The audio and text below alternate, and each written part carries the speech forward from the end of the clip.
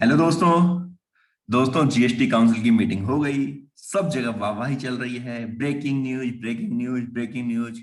Government ने late fees माफ कर दी। पुरानी जितनी रिटर्न्स हैं आप फाइल कर सकते हो। गवर्नमेंट ने कर दी है लेट फीस माफ। पर क्या सच में ऐसा है? जी हाँ दोस्तों। कहीं ये बात मुंह में राम बगल में छुरी की तरह तो नहीं होने जा रही? ऐसा मैं क्यों बोल रहा हूं? दोस्तों बिल्कुल ठीक है, आपने भी ब्रेकिंग न्यूज टीवी पर देखी होगी, अखबार में पढ़ी होगी, बहुत सारे वीडियोज भी देखे होंगे, हमने भी वीडियो बनाए हैं, उसमें भी हमने बताया है कि लेट फीस माफ हुई। लेकिन हमने उस वीडियो में एक बात आपसे छुपाई थी। दोस्तों, लेट फीस माफ हुई है, लेकिन फिर भी यदि मैं एज ए कंसल्टेंट बात करूं तो मैं अब किसी को भी सलाह नहीं दूंगा कि वह इस एमनेस्टी स्कीम का फायदा उठाए। वह इस एमनेस्टी स्कीम के अकॉर्डिंग अपनी जीएसटी की रिटर्न को फाइल करें। मैं ऐसा क्यों कह रहा हूं उसको मैं आपको इसी प्रेस रिलीज के अंदर बताऊंगा। इसमें ऐसा क्या लिखा हुआ है और ऐसा क्या चीज हमसे छुपाई गई है। बेसिकली दोस्तों, इसमें दो ऐसी बातें हमसे छुपाई गई हैं या जिनके बारे में इसमें जिक्र नहीं किया गया कि यदि हम उनका जिक्र कर लेंगे तो आप भी कहेंगे, सिर पकड़ लेंगे कि यार ये क्या किया मेरे साथ, कि आधे रास्ते पे ला करके मेरी नाव डुबो दी तुमने। अब मैं रोऊं या हंसूं, करूं तो मैं क्या करूं? दोस्तों, अलग अलग कविताएं बार बार जवान पर आ रही हैं, लेकिन क्या करें, अच्छी बात है, खुशी खुशी अगर हम इन सब चीजों को पढ़ेंगे समझेंगे तो और भी मजा आएगा।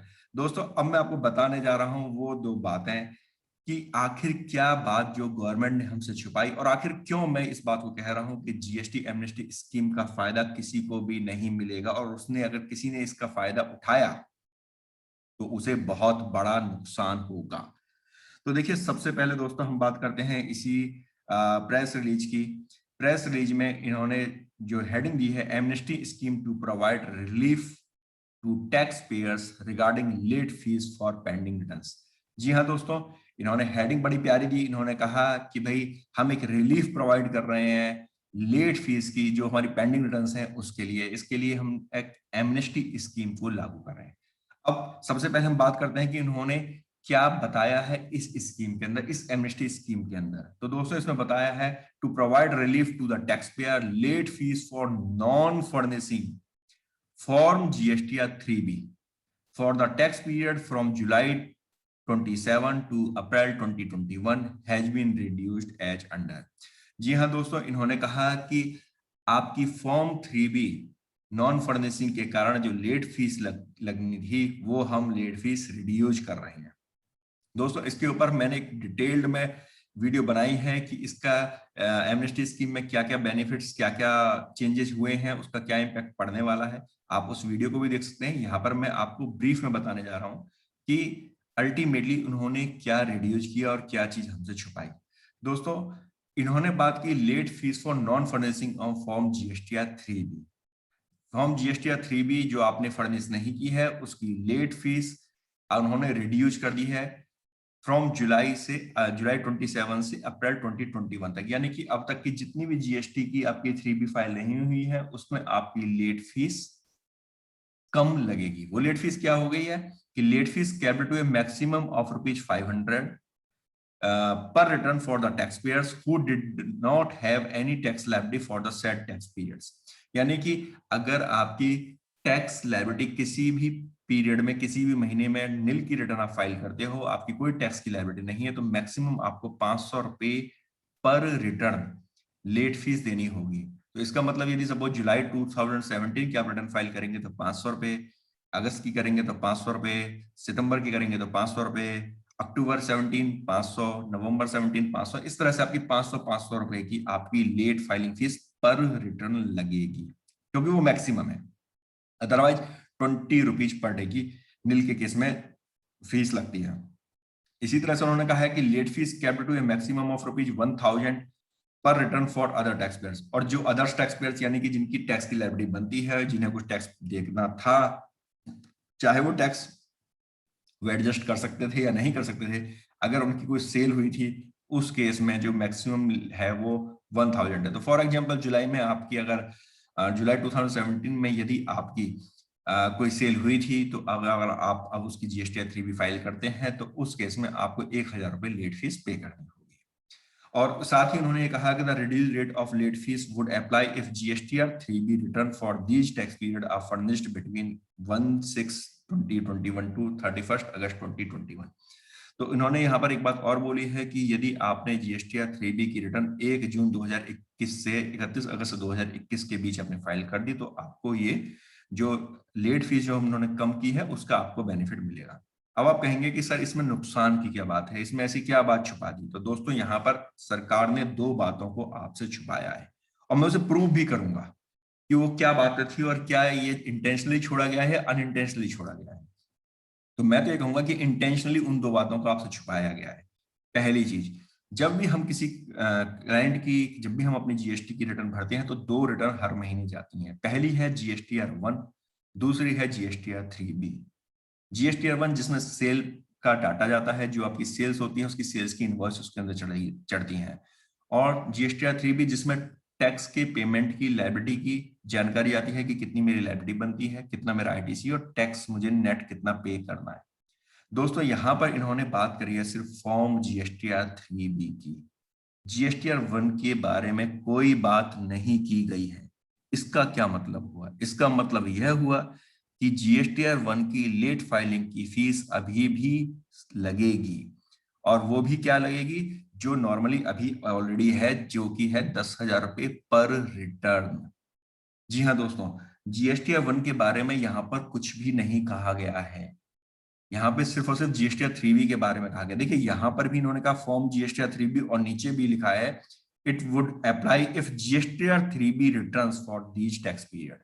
जीएसटीआर 1 के बारे में इन्होंने नहीं कहा। इसका मतलब जीएसटीआर 1 पे लेट फीस लगेगी, और वो भी पुरानी लेट फीस लगेगी, जो कि 10,000 रुपए पर रिटर्न पर टैक्स पेयर है।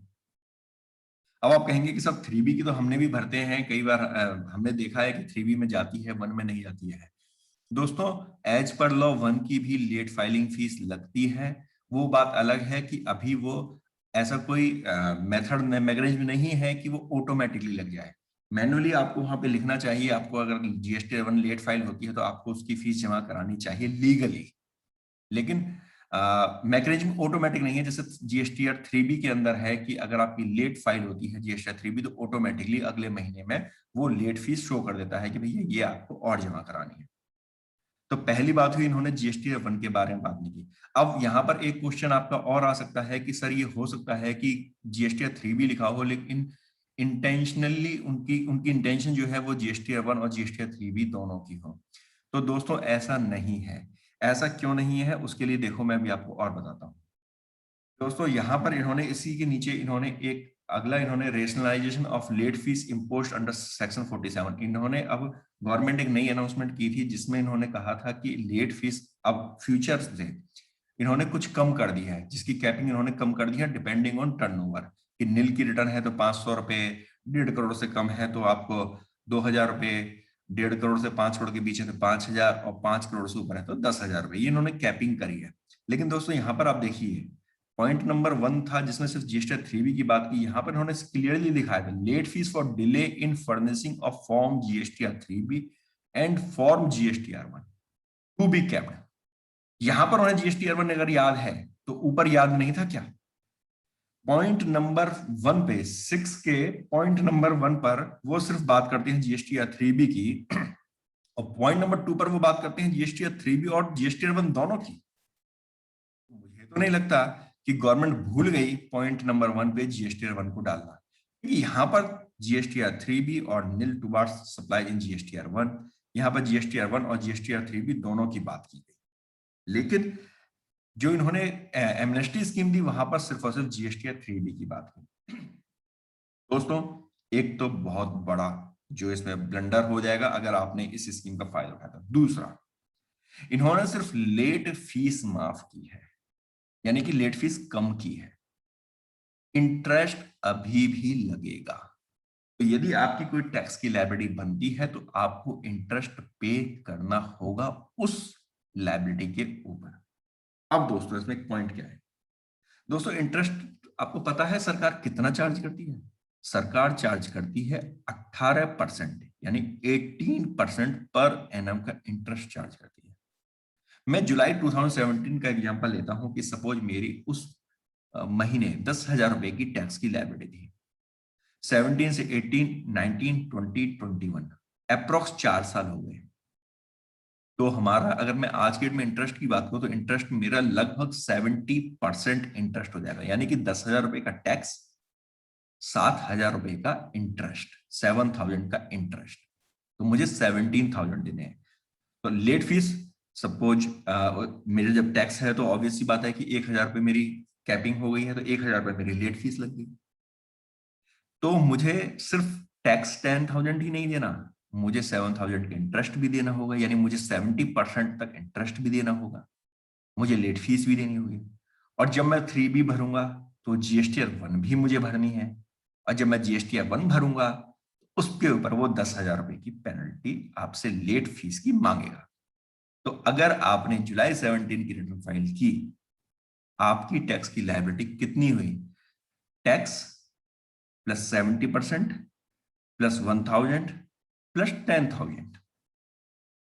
अब लगाइए कि कितना बड़ा आपके ऊपर बर्डन पड़ने वाला है। और दोस्तों, इसके बारे में मैं इस बात को बिलीव करता हूं कि आपने अभी तक किसी भी वीडियो में ये बात नहीं सुनी होगी, इसके बारे में कोई डिस्कशन नहीं सुना होगा कि जीएसटीआर 3B या एमनेस्टी स्कीम में इतना बड़ा उन्होंने ब्लंडर किया है। मैं इसे ब्लंडर बोलूंगा, एक धोखा दिया है। तभी मैंने स्टार्टिंग में एक वर्ड बोला था, मुंह में राम बगल में छुरी। मुंह में तो उन्होंने राम राम बोलना शुरू कर दिया कि हमने लेट फीस फाइल कर दी है 3B की, लेकिन बगल से उन्होंने इतना मारा है आपको कि आपको बाद में होश नहीं आएगा कि ये हो क्या गया। दोस्तों, आपको यह जानकारी कैसी लगी हमें कमेंट बॉक्स में जरूर लिखिएगा। हमारे चैनल को सब्सक्राइब कीजिए जिससे कि आपको और एनालिटिकल जानकारी रेगुलर मिलती रहे। धन्यवाद।